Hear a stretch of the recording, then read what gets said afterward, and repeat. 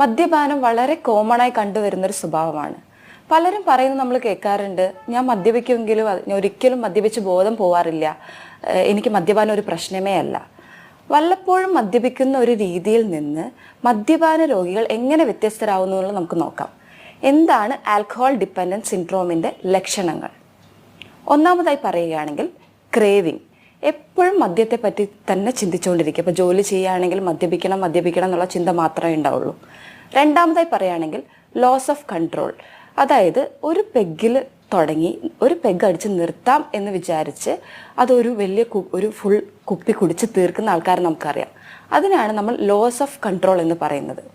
മൂന്നാമതായി പറയുകയാണെങ്കിൽ ടോളറൻസ്.